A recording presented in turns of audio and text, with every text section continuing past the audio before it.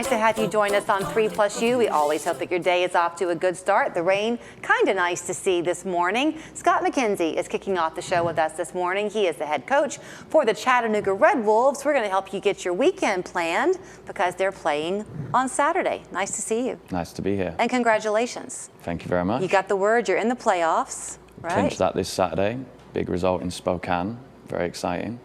You are very excited. You're sitting here this morning talking to me, and you're kind of obviously an in-control guy. I guess you have to be the head coach. Depends who you ask and in what moment, but yeah, most of the time. But this has to be exciting for you because you've kind of come in and you've intentionally grown this team, and clinching these playoffs is a great example of the work you've done. Yeah, we obviously for us it's been a couple of years where we've not had the success we would like to have had.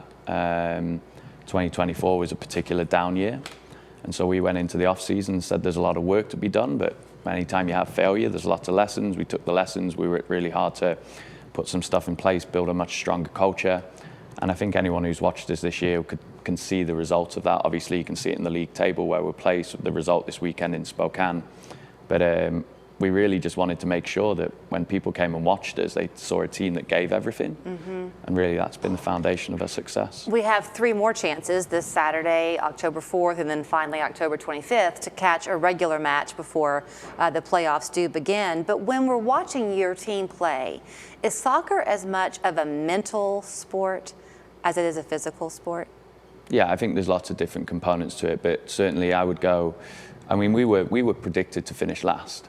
In the start of the year, we were predicted to finish last. We've been the first team to secure playoffs this year. Even the league's own media outlet wrote their article of preseason predictions to put us last.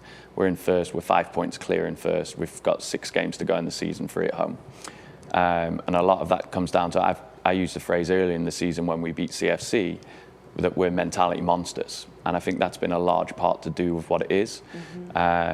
We will work harder than anyone else. We're very, very deliberate in everything we do. But I mean, we also run harder than anyone else. It's physical, it's mental, and you can't discredit the talent of the lads that I get to work with every day. Well, let's celebrate that talent a bit today. Talk about your team. I mean, it's in Saturday night after we obviously went to Spokane, huge win, gave us clearance as first or second game, and a lot of the time I'll come after the game and I'll highlight 1 or 2 players. And I said, it would be a discredit to any of you if I highlighted 1 or 2. I use this phrase, the strengths are collective. We've seen that this year with players getting injured, players stepping in. I was just talking to one of my colleagues this morning about how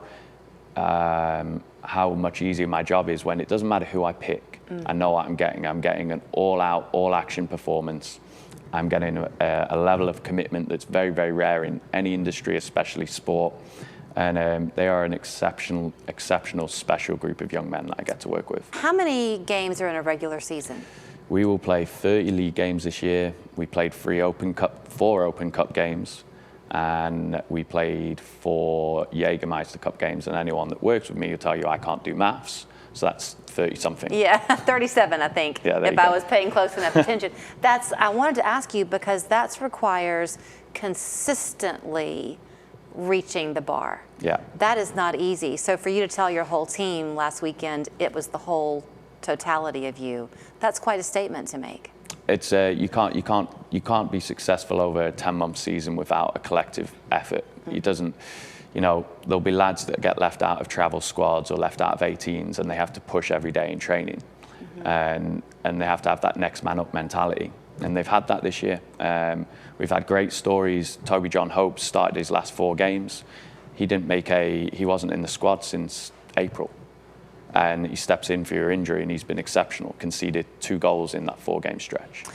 So little bits like that where you go, he stayed ready, he worked every day for his opportunity, and then he's absolutely taken it when it's come on. So I'm going to segue that then into this Saturday's game, for example. You're celebrating Hispanic Heritage Night, and so kids come in their soccer jerseys, they get in for free. Parents, obviously pay. But what a great conversation point to have while you're in the stands watching the game, to tell your kids who love soccer that the guys you're watching on the field had to work so hard, and not only hard to get where they are, but to beat the not so successful season of last year and have the drive to come out and prove them this year? Yeah, absolutely. I mean, I come from a youth development background. I've always said that's, kids will go, I want to be a pro. And I said, that's an exceptional goal to have. But it doesn't really matter whether you achieve the goal or not. The understanding is, if you set the goal and you go after it, you set the process and understand that any goal that you chase and get somewhat close to will be underpinned by hard work. I think that's what's important. And young people coming to watch these guys can visibly see the effort they put in. That hasn't always been the case. In 24, that was a major criticism of the group. Do they really care? And no one has ever doubted that from good or bad performances, and we've had very few bad ones, in fairness, this year. This is a group that you can see the process. You can see it's underpinned by work ethic. I can't have you here and not talk about where you play. It is a spectacular stadium. CHI Memorial did it right in their sponsorship of it and their support of it. I don't know how many wrecks on the interstate it's caused from people turning to see when those lights are on. If you've not had a chance to come to a Red Wolves matchup, you're really missing out. Yeah, we're very, very fortunate. Obviously, ownership has put a great deal of investment into Chattanooga soccer in general. I believe it was Tennessee's first purpose-built soccer stadium. It's a phenomenal place for us to play. The way they've built the stands out, we're very, very close to the crowd, sometimes for the worse when they hear some of the things I might say, but the atmosphere is phenomenal. I mean, I'm extremely grateful for the opportunity to coach in there. The players love it, and it's a great time. I've been on the other side as a fan. Yeah. I'm tempted in a couple of weeks, Margarita Madness, to get suspended and be a fan. But, you'll say it, not me. Yeah. So here's where you can catch him this Saturday. Then he's mentioning the Margarita Madness. That's going to be October 4th. And then October 25th is their pink out. You can get your tickets at ChattanoogaRedWolves-SC.com. We'll see you at the stadium. And congratulations on the season. Thank you so much. Ready for a sink renovation but don't want to deal with a mess or major project? Simply Sinks can help. In less than a day, Simply Sinks can update your sink without replacing your countertops. Call Simply Sinks of Chattanooga today for your free design consultation. There's a reason Kyle Busch hates school zones. Just like